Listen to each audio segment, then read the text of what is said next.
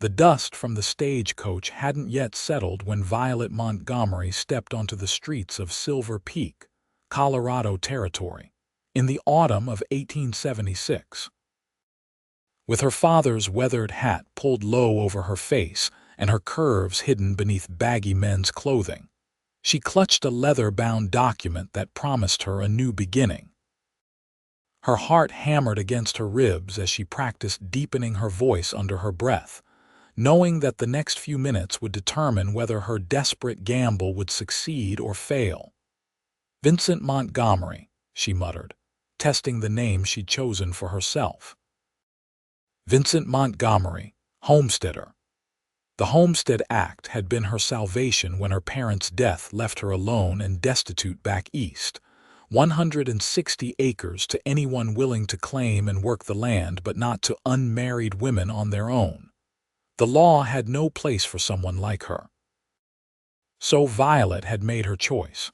Become Vincent, claim what was rightfully hers, and build something from nothing. Silver Peak wasn't much to look at, a single dusty street lined with wooden buildings, the mountains looming in the distance like silent sentinels. But it represented everything she'd risked her life for: freedom, independence, a chance. Violet hitched her pack higher on her shoulder and marched toward the land office, where her new life would begin or her charade would unravel before it even started. The land office was a small, unassuming building with a painted wooden sign that had begun to fade under the relentless Colorado sun. Violet took a deep breath, squared her shoulders, and pushed through the door, the bell above jingling to announce her arrival. An older gentleman with spectacles perched on the end of his nose glanced up from his paperwork. "Help you, young man." Violet cleared her throat and spoke in the deeper register she'd been practicing for weeks. "Name's Vincent Montgomery. I'm here to file my homestead claim." The land agent, whose nameplate identified him as Harold Jenkins, looked her up and down with tired eyes. "Another one looking to make his fortune, eh? Well, step right up. Let's see your papers." With hands she struggled to keep steady, Violet produced the documents she'd so carefully prepared. Her pulse thundered in her ears as Jenkins examined them, certain that at any moment he would see through her disguise, would notice the delicate bone structure beneath the grime she'd smudged on her face, or the feminine hands she'd roughened with sandpaper. "Everything seems to be in order, Mr. Montgomery," Jenkins said after what felt like an eternity. "You're looking at the northeastern parcel out by Willow Creek, decent land. Previous claimant abandoned it after the drought 2 summers back." "Yes, sir, that's the one. You know the terms. You'll need to live on the property continuously for 5 years, build a dwelling, and cultivate the land. After that time, the property's yours free and clear." "I understand." Jenkins dipped his pen in ink and made some notations. "Sign here, then. Welcome to Silver Peak, Mr. Montgomery." The scratching of her pen across paper had never sounded so loud. With each stroke, Violet felt both relief and terror. She had done it. She was now Vincent Montgomery, homesteader. But maintaining this deception for 5 long years seemed suddenly more daunting than ever before. "You'll want to get supplies," Jenkins said, dusting the document with sand to dry the ink.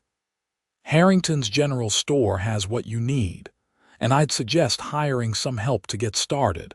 Building a cabin alone is backbreaking work." "I'll manage," Violet said quickly, afraid to involve anyone else. Jenkins shrugged. "Suit yourself. But if you change your mind, there's usually men looking for work at the saloon. Good luck, Mr. Montgomery." Violet nodded her thanks and stepped back out into the sunlight, clutching the deed to her land as if it might vanish like morning mist. She had crossed the first hurdle, but countless more lay ahead. Harrington's General Store took nearly all the money she had left, but Violet walked out with the bare essentials: tools, seeds, food supplies to last her a month, and a second-hand wagon to haul it all to her new homestead. The journey would take her half a day, and she'd need to make camp before nightfall.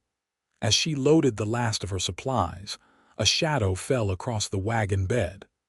Violet stiffened, turning slowly to find herself facing a tall man with sun-bronzed skin and eyes the color of a summer storm. "Need a hand with that?" he asked, gesturing to the heavy sack of flour she was struggling to lift. "I can manage," she replied, forcing her voice deeper, even as she noticed the star pinned to the man's vest. "A deputy." "I insist," he said with a smile that crinkled the corners of his eyes. "I'm Wade Anderson, by the way, deputy around these parts." "Vincent Montgomery," Violet responded, stepping back as he easily hefted the flour sack into her wagon. "New homesteader?" Wade asked, brushing dust from his hands. "Just filed my claim." Wade nodded, studying her face a moment too long for comfort. "Willow Creek." Violet swallowed hard. "How did you know?" "Small town," he said simply. "Word travels. That's rough country out there. Sure you don't want to hire some help?" "I've worked farms before," Violet lied. "I know what I'm doing." Wade leaned against her wagon, his keen eyes never leaving her face. "No offense, Montgomery, but you don't look like you've spent much time behind a plow. Your hands are soft despite the dirt, and you stand like a man who's spent more time with books than livestock." Violet felt a chill of fear race down her spine. "Not all farmers have calloused hands, Deputy Anderson." "True enough," he conceded. "But the trail to Willow Creek isn't marked well. Easy to get lost if you don't know the way. I'm headed out that direction this afternoon. Could show you the route." Every instinct told Violet to refuse, to keep her distance from this too observant lawman. But practical considerations won out. Getting lost in unfamiliar territory would be disastrous. "I'd appreciate the guidance," she said reluctantly. Wade's smile was warm and genuine. "Meet me at the edge of town in an hour. I've got some business to attend to first." After Wade left, Violet sat in her wagon, heart pounding. Had she made a terrible mistake accepting his help? But it was too late to back out now without raising suspicion. An hour later, Violet guided her horse and wagon to the agreed meeting spot. Wade was already there, mounted on a magnificent chestnut stallion that pawed impatiently at the ground. "Ready, Montgomery?" he called. Violet nodded, adjusting her hat to keep her face shadowed. "Lead the way." They set off at a steady pace, the wagon creaking beneath her as they left Silver Peak behind. The landscape opened up before them, vast and beautiful, rolling hills giving way to pine forests, the mountains a jagged line against the endless blue sky. "What brings you to Colorado territory?"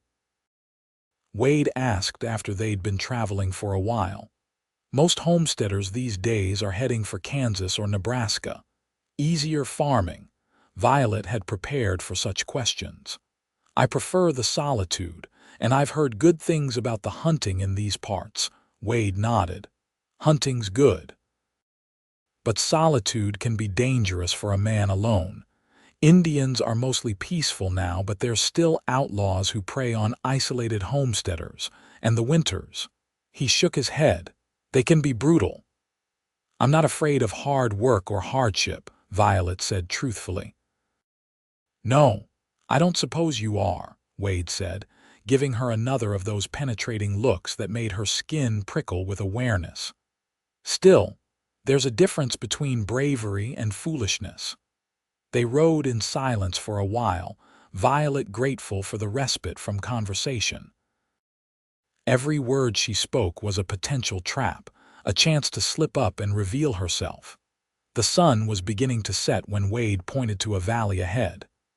"There's your land, Montgomery. Willow Creek runs through the northern edge. Good water, fertile soil near the creek bed." Violet couldn't help the surge of excitement as she gazed at her property for the first time. It was wild and untamed, but she could see its potential: the flat area perfect for a cabin, the gentle slope that could support crops, the creek glittering in the distance. "It's beautiful," she whispered, forgetting to deepen her voice. If Wade noticed the slip, he didn't comment. "Let's get you set up for the night. You've got daylight enough to pitch your tent, but not much more than that." He helped her unload the wagon and set up a rudimentary camp, demonstrating how to build a fire that would last through the night. "I should head back," he said finally, looking reluctant. "Town needs its deputy." Violet nodded, trying not to show her relief. "Thank you for your help, Deputy Anderson." "Wade," he corrected. "Just Wade is fine." He mounted his horse but paused before turning away. "I patrol this area every few days. I'll check in on you, make sure you're getting along all right." Before Violet could protest, he tipped his hat and rode away, leaving her alone on her land as dusk settled over the valley. That night, as she lay in her tent listening to the unfamiliar sounds of the wilderness, Violet removed the binding around her chest and breathed deeply for the first time all day. She had made it this far, but Wade Anderson worried her. There was something in his gaze, an intensity that suggested he saw more than he let on. 5 years suddenly seemed like an eternity. Morning brought with it the stark reality of the task ahead. Violet stood in the center of her property, trying to prioritize her tasks. Shelter had to come first. The tent would suffice temporarily, but winter wasn't far off, and she'd need solid walls and a roof before the first snow. She'd brought an axe and saw with her supplies, but as she approached the nearest stand of trees, the magnitude of what she was attempting hit her full force. Each tree would require hours of labor to fell, and dozens would be needed for even a modest cabin. Nevertheless, she began. By midday, her hands were raw and bleeding despite the gloves she wore, and she'd managed to fell exactly one small pine tree. Tears of frustration threatened, but she blinked them away fiercely. "You can do this," she told herself. "You have to." Day after day, Violet worked from dawn until dusk. Progress was painfully slow. After a week, she had cut enough timber for perhaps one wall of a small cabin and was no closer to figuring out how to actually construct the building. It was on her 8th day of labor that Wade Anderson returned, riding up just as she was struggling to drag a log toward her building site. "Montgomery," he called, dismounting smoothly. "How's it coming along?" Violet straightened, wiping sweat from her brow with a grimy sleeve. "Slow but steady," she lied. Wade surveyed her meager pile of logs and the crude clearing she'd made. His expression was unreadable. "Mind if I take a look at your hands?" The request caught her off guard. "My hands?" "You're leaving blood on those logs," he said simply.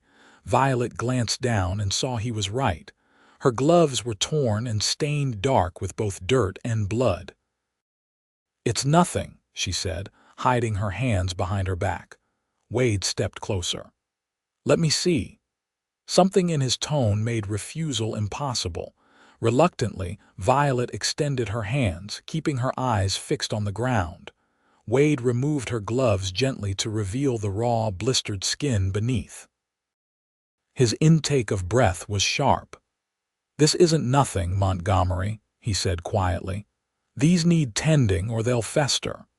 Before she could protest, he led her to the creek, where he washed her wounds carefully. His touch was unexpectedly gentle for such a large, strong man. Violet kept her face averted, acutely aware of how close he was, how easily he might see through her disguise. "You're not used to this kind of work," Wade observed as he applied a salve from his saddlebag to her palms. "I'll toughen up," she replied. Wade was silent for a moment, then said, "You need help, Montgomery, not just with your hands. This cabin, you're going about it all wrong. At this rate, you'll be lucky to have walls up by Christmas." Pride made Violet want to argue, but practicality won out. "I suppose I could use some advice." "More than advice," Wade said firmly. "I've got some time off coming. I could stay a few days, help you get properly started. Alarm bells rang in Violet's mind.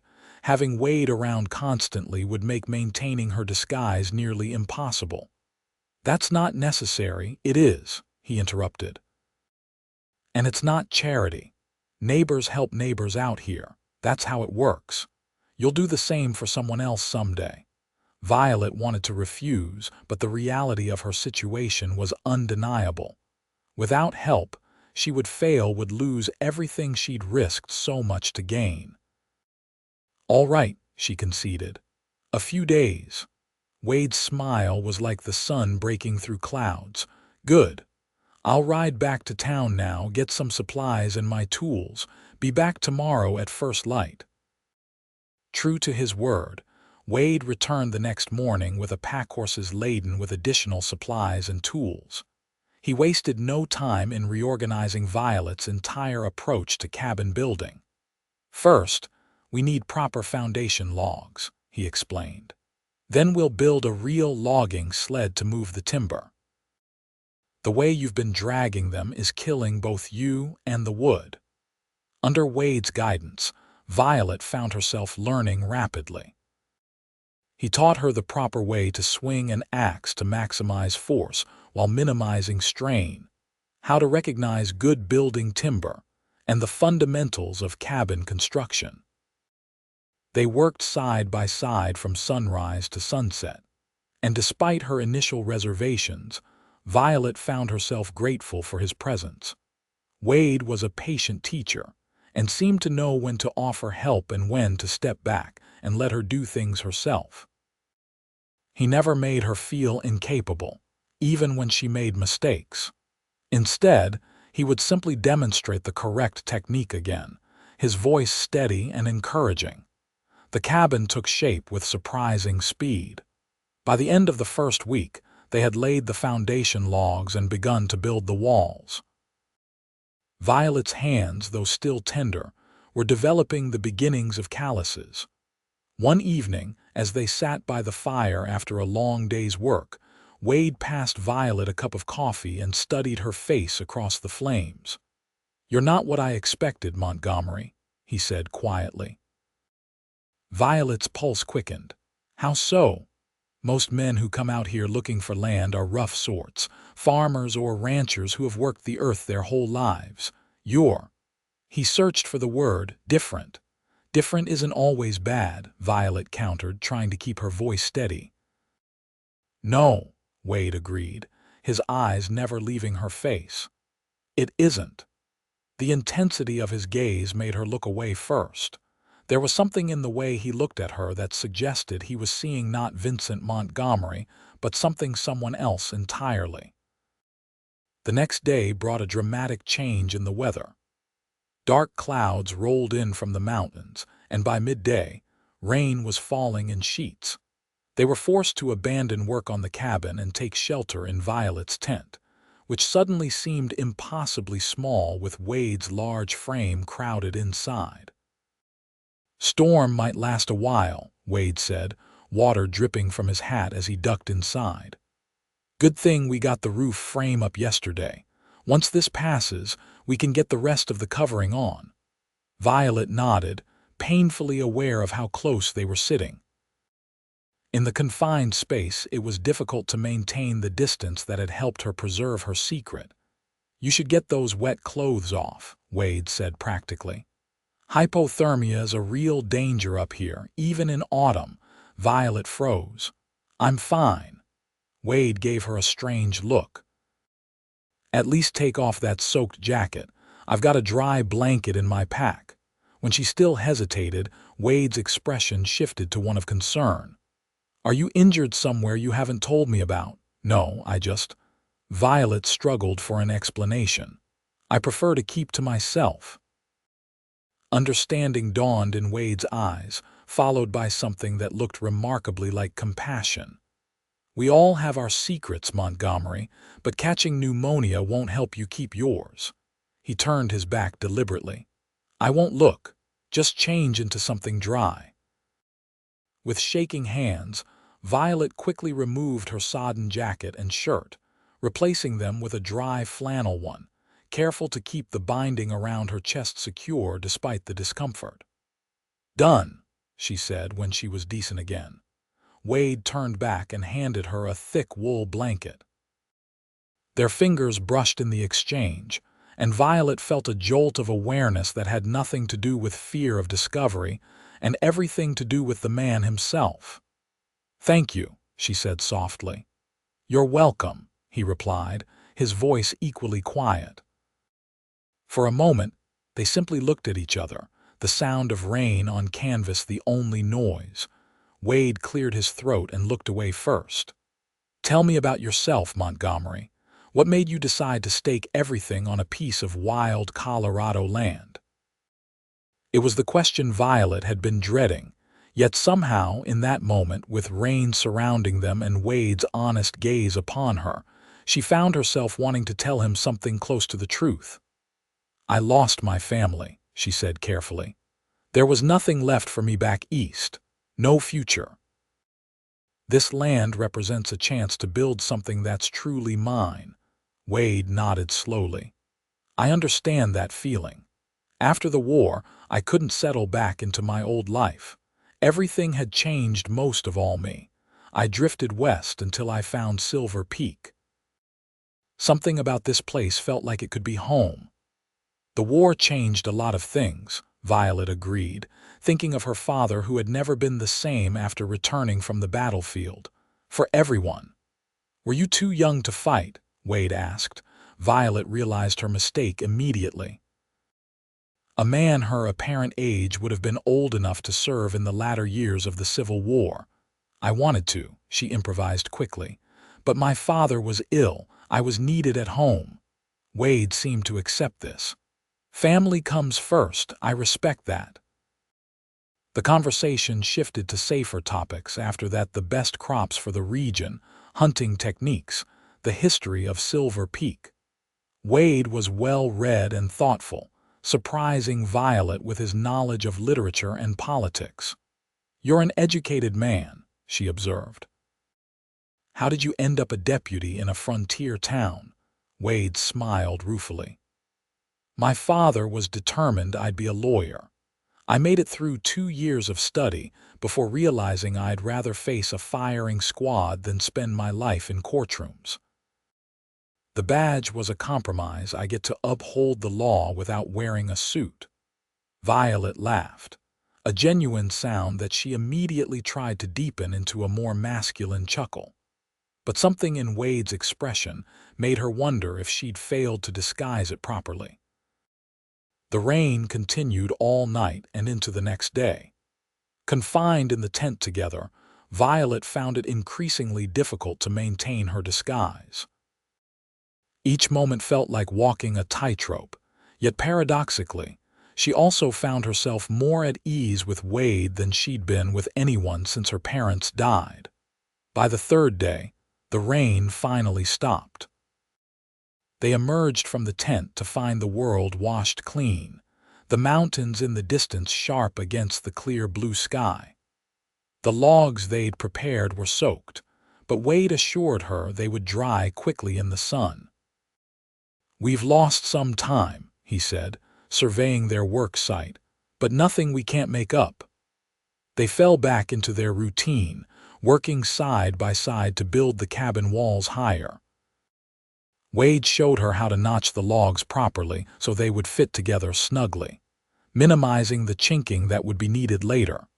As the days passed, the cabin took shape, a simple one-room structure with a stone fireplace at one end. It was modest but solid, and Violet felt a surge of pride every time she looked at it. "We'll have you under a proper roof within the week," Wade said one evening as they ate a simple supper of beans and cornbread. "Then I should probably head back to town. Sheriff will be wondering if I've deserted my post." Though she knew his departure would make maintaining her secret easier, Violet was surprised by the pang of regret she felt at the thought of Wade leaving. "I can't thank you enough," she said sincerely. "I couldn't have done this without you." Wade's smile was warm. "Sure you could. Would have taken longer, but you're stubborn enough to manage it. Determined, Violet corrected with a small smile of her own. That too, he agreed, his eyes crinkling at the corners. The next morning, they were interrupted by the arrival of two riders men Violet didn't recognize, but whose appearance immediately put Wade on alert.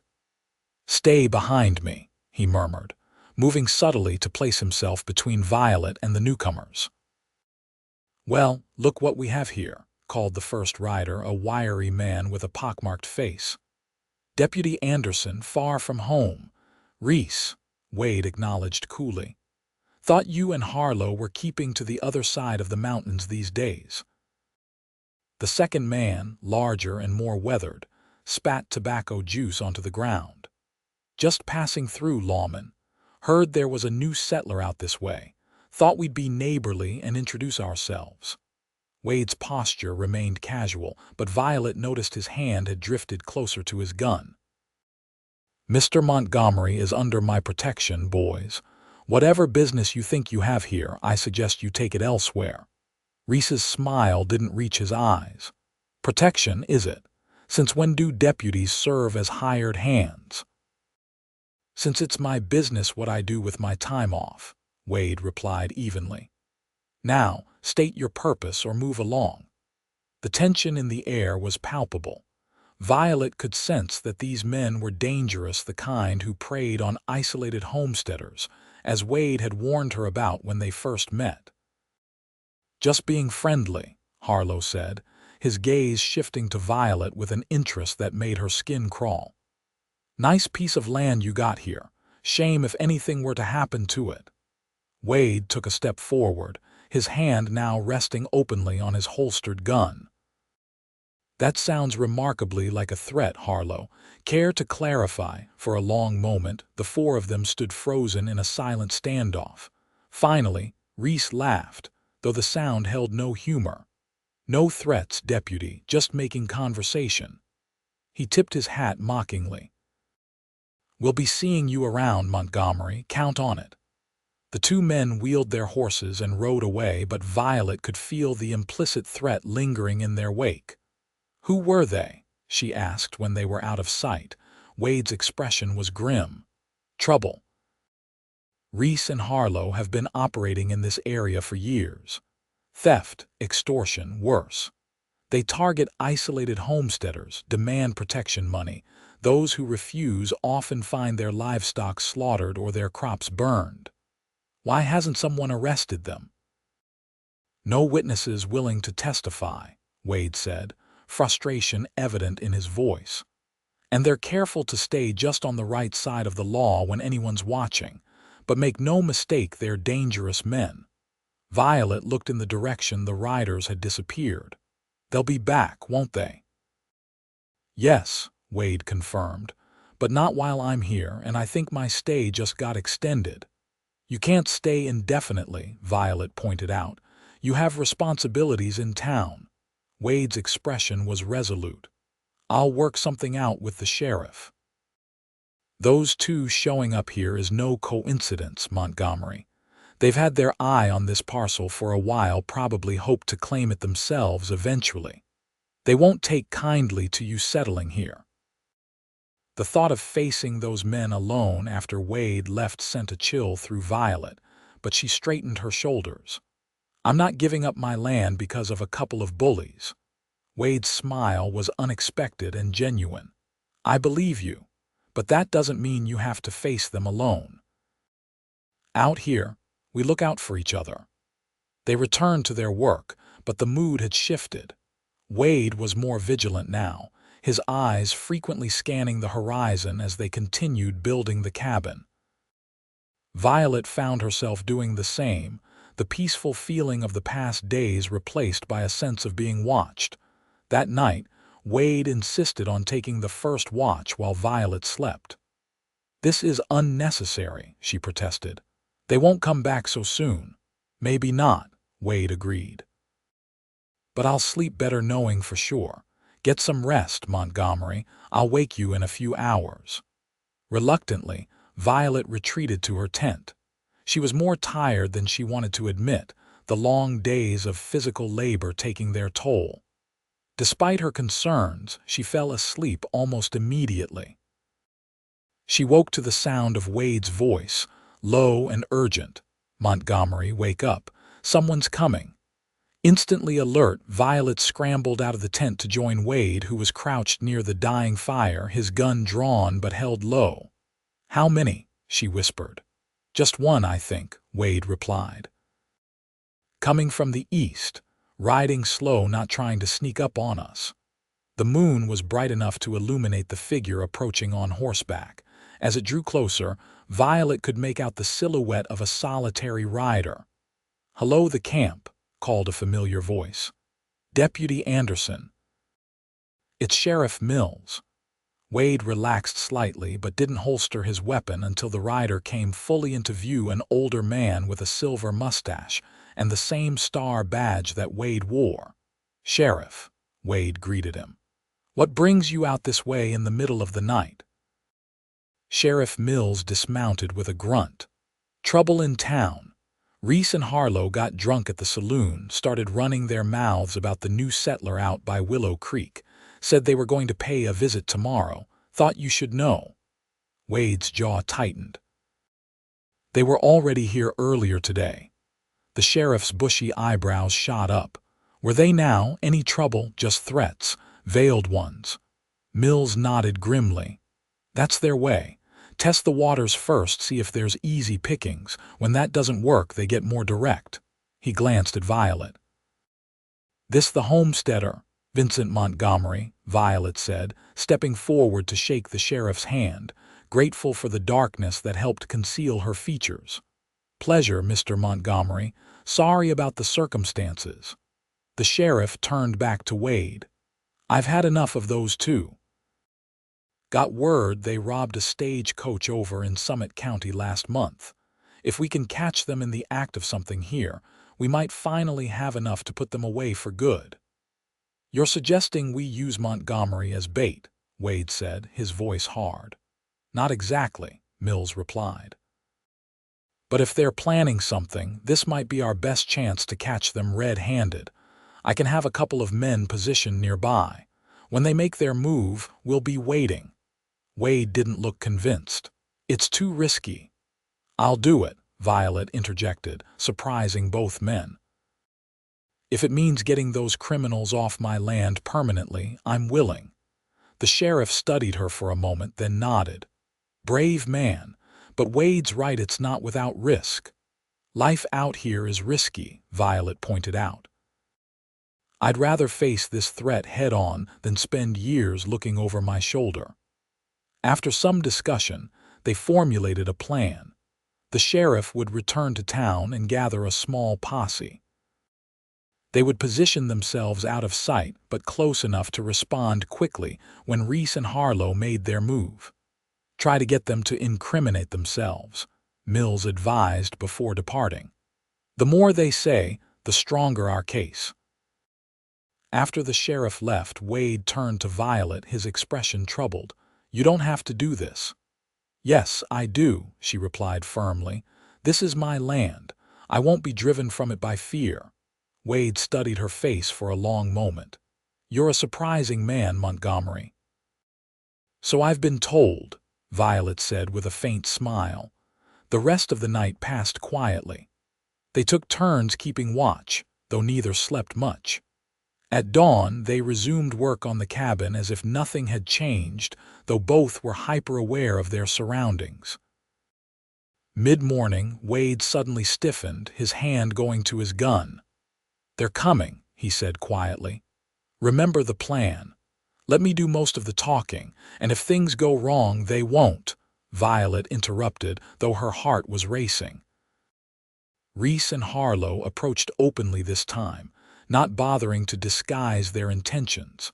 They were accompanied by a third man, larger than either of them, with a nasty scar running from his left eye to his jaw. "Montgomery," Reese called as they rode up. "Thought about what we said yesterday. Come to make you a proposition." Wade stepped forward, deliberately casual. Kind of you to ride all this way, but Mr. Montgomery isn't interested in any propositions. Harlow's smile was cold. This is between us and the homesteader lawman. Unless you've taken up permanent residence as his protector. Just finishing helping with the cabin, Wade replied evenly. What kind of proposition are we talking about? Reese dismounted, his spurs jingling as he approached. Simple business arrangement.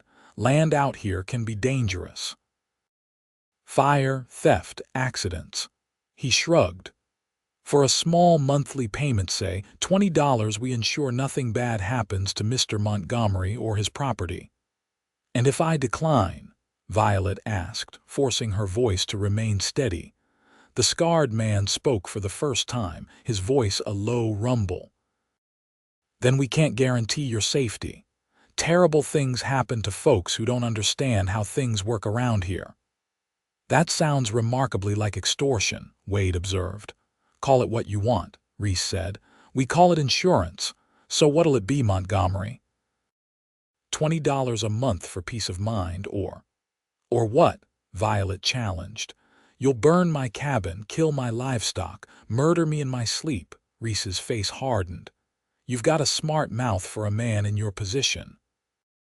And you're awfully bold for men about to be arrested, came Sheriff Mills's voice as he and 3 armed deputies emerged from the trees behind the cabin.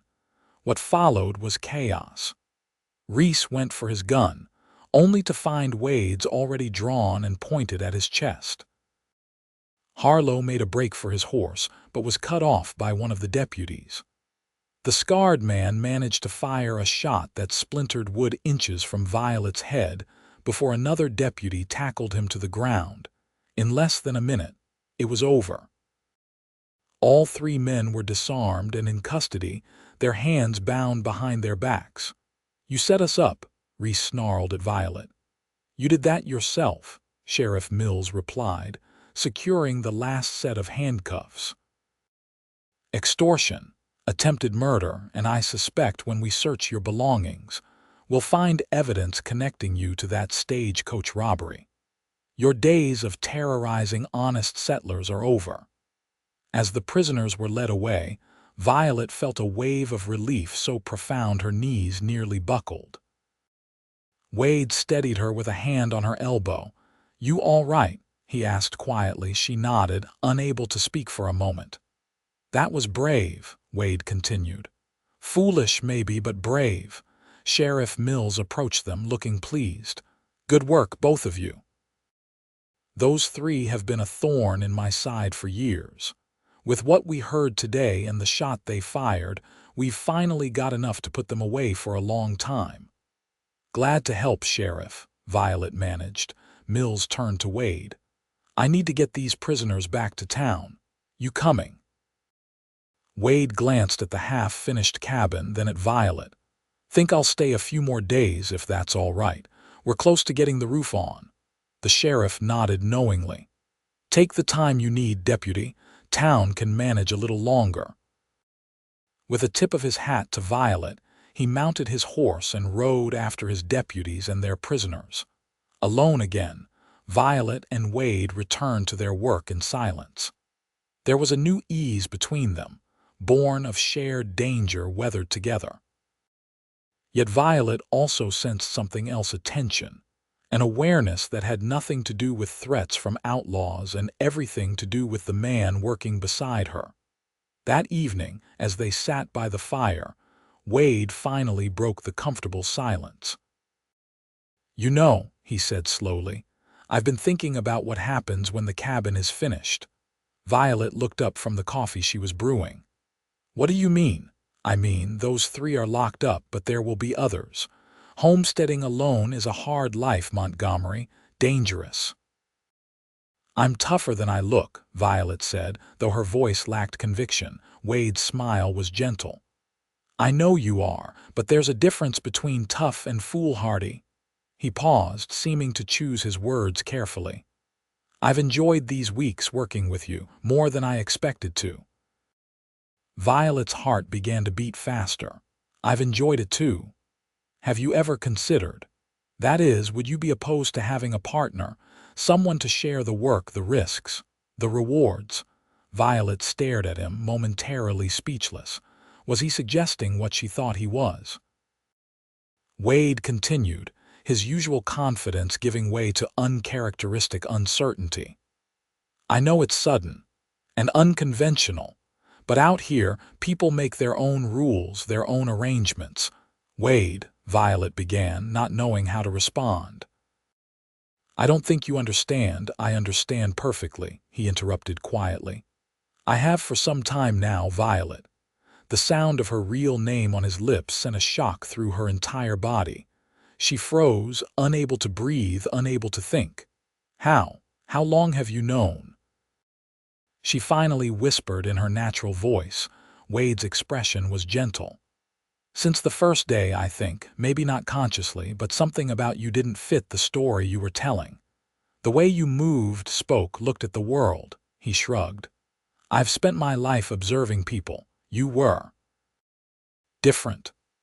Why didn't you say anything? Violet asked, her mind reeling. Why help me at all? What I'm doing is fraud, is it? Wade challenged. You're working the land same as any man would. Better than most, I'd wager. The law's wrong, not you. Tears sprang to Violet's eyes, unexpected and unwelcome. She blinked them away fiercely. I had no choice. They wouldn't give land to an unmarried woman. I know, Wade said softly. And I admire your courage. It's why I kept your secret. Why I still will if that's what you want. Violet struggled to process what was happening. But what you're suggesting, a partnership, is exactly what I mean, Wade said. I'm not proposing a charade, Violet. I'm proposing marriage. The word hung in the air between them, as real and solid as the cabin walls they'd built together. But you barely know me, Violet protested weakly. The real me, Wade smiled. I know enough. I know you're brave and determined and willing to risk everything for what you believe in. I know you work harder than anyone I've ever met. I know your laugh, even when you try to disguise it. I know that I've never felt about anyone the way I feel about you. He reached across the space between them and took her hand. His palm was warm and calloused against hers. I'm not asking for an answer tonight, he said. Take time, think about it, but know that I mean every word. Whether you're Vincent or Violet makes no difference to me. It's you I want to build a life with. Violet looked down at their joined hands, then back up at Wade's face open, honest, waiting. Something unfurled in her chest, a feeling so long dormant she almost didn't recognize it. Hope. I need time, she said finally. Wade nodded and released her hand. Time you shall have. The offer stands whenever you're ready to consider it. The days that followed were strange and wonderful. With her secret revealed at least to Wade, Violet found herself existing in a space between her false identity and her true self. With Wade, in the privacy of the homestead, she could speak in her natural voice, move without the constant self-consciousness that had become her companion. Yet when they ventured to town for supplies, she became Vincent once more, with Wade guarding her secret as carefully as she did herself. The cabin was completed as autumn deepened toward winter. It was small but sturdy, with a proper stone fireplace, a plank floor and glass in the windows, a luxury Wade had insisted upon, riding all the way to Denver to procure the precious panes. On the day they set the last shingle on the roof, they stood back together and admired their work. It's beautiful, Violet said, pride evident in her voice. It is, Wade agreed. A proper home. The word hung between them, laden with meaning. In the weeks since Wade's proposal, neither had broached the subject again, though Violet had thought of little else. Winter's coming, Wade observed, looking toward the mountains where the first snows were already visible on the highest peaks. You'll need to lay in more supplies. Firewood, too. Are you leaving? Violet asked, the question escaping before she could consider it. Wade turned to her, his gray eyes serious. That depends on you, Violet. My offer stands, but I won't impose where I'm not wanted." Violet took a deep breath. She had spent countless nights turning the proposition over in her mind, examining it from every angle. A marriage based on practicality, on mutual benefit, it was common enough in the West, but what Wade was offering seemed to be something more. "If we did this," she said carefully, "what would it look like? How would we explain my sudden appearance and Vincent's disappearance?" Hope flared in Wade's eyes. "We could say Vincent was called back east on family business and asked his sister to look after his claim. That you met me while staying here, and we decided to marry. After a suitable time, we could say Vincent chose to sign the land over to us, having found reasons to remain back east." "You've thought this through," Violet observed with a small smile. "I've had little else on my mind," Wade admitted. "But Violet, you should know this wouldn't be just a practical arrangement for me. I care for you, deeply." The simple sincerity in his voice made her heart ache. "I care for you too," she whispered. "More than I thought possible." Wade took a step closer. "Is that a yes?" Violet looked at the cabin they had built together, at the land stretching out around them, at the man before her with hope and something more shining in his eyes. "Yes," she said, her voice steady and sure. "Yes, I will marry you, Wade Anderson." The joy that transformed his face was like sunrise breaking over the mountains. He closed the distance between them in 2 strides and with exquisite gentleness cupped her face in his hands. "May I?" he asked softly.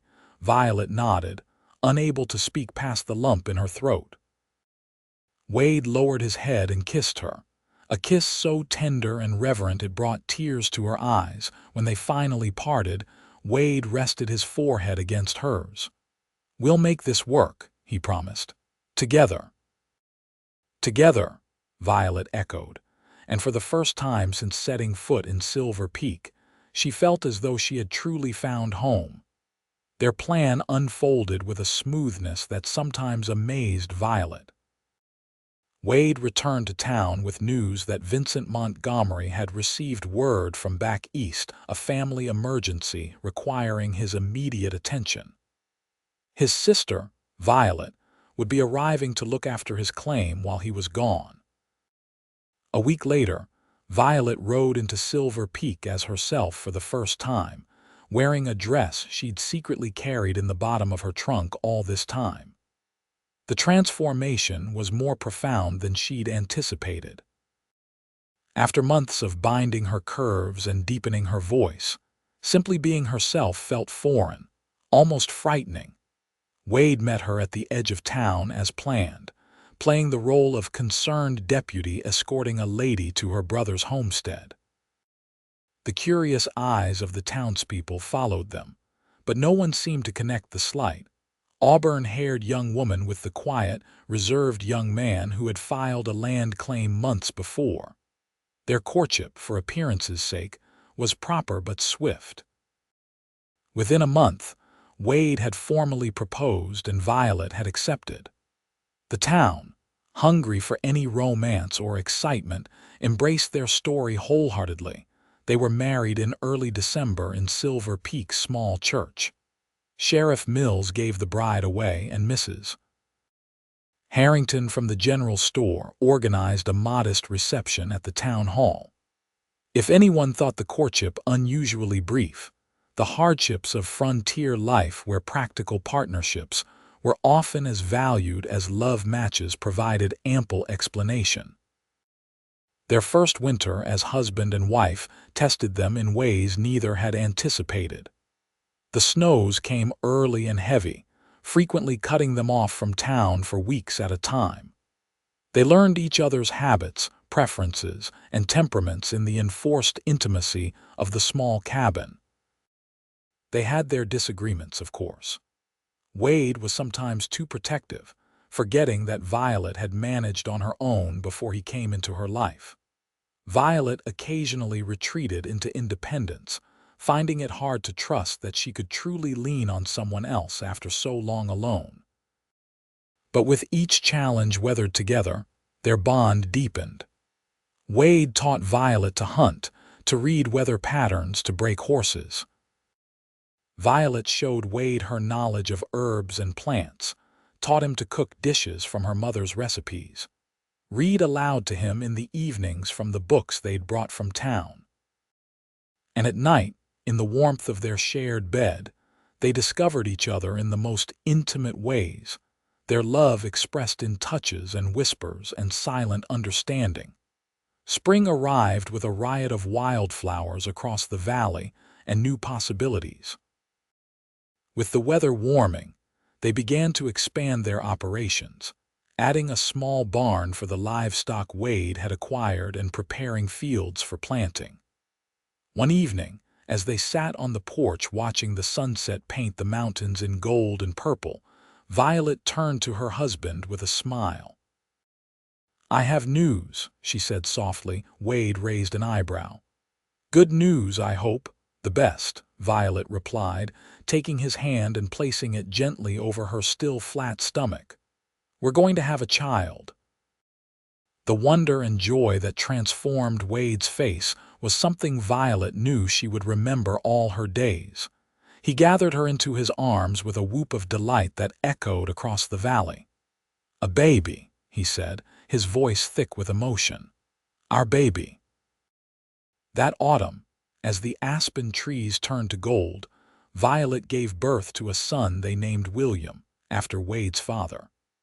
He had his mother's auburn hair and his father's storm-gray eyes, and both parents were thoroughly besotted with him from the first moment.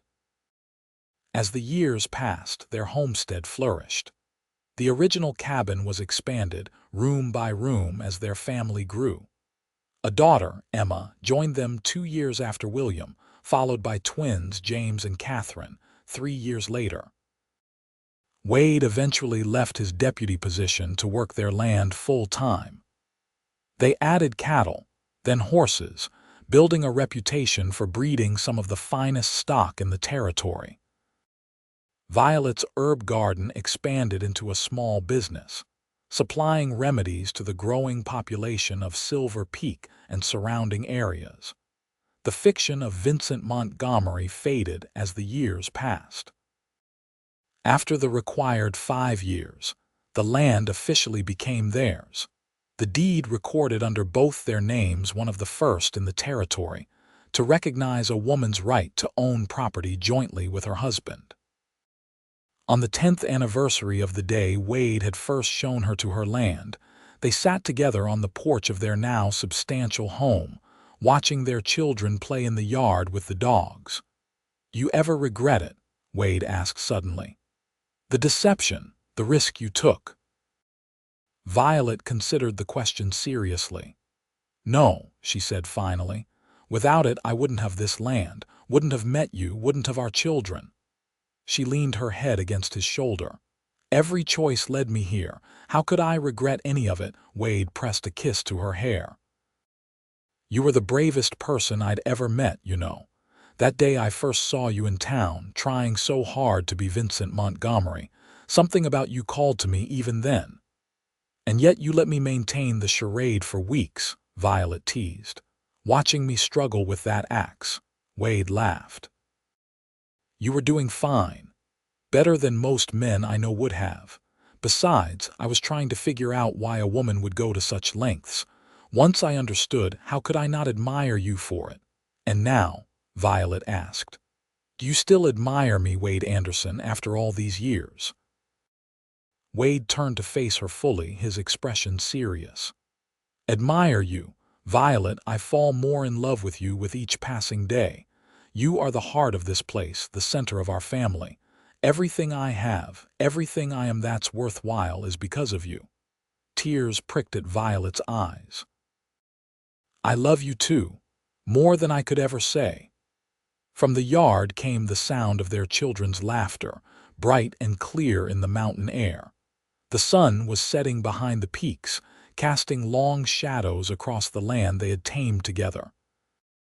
Wade took Violet's hand in his thumb tracing the calluses that years of work had etched into her palm. Not bad for a woman who once posed as a man to claim her land. he said with a smile. "And a lawman who kept her secret and then proposed," Violet finished, returning his smile with one of her own. As twilight deepened around them, they remained on the porch, hands clasped, watching the first stars appear in the darkening sky. Their journey had begun with deception and necessity, but had transformed into something neither could have imagined that day, when a determined young woman and an observant deputy first crossed paths in a dusty frontier town. Together, they had built not just a home, but a legacy one founded on courage, understanding, and a love that had only grown stronger with each passing season. As Violet leaned against her husband's shoulder, listening to the night sounds of their thriving homestead, she knew with absolute certainty that every risk, every hardship had been worth it, for this was their land, their life, their love story, written across the wild Colorado sky.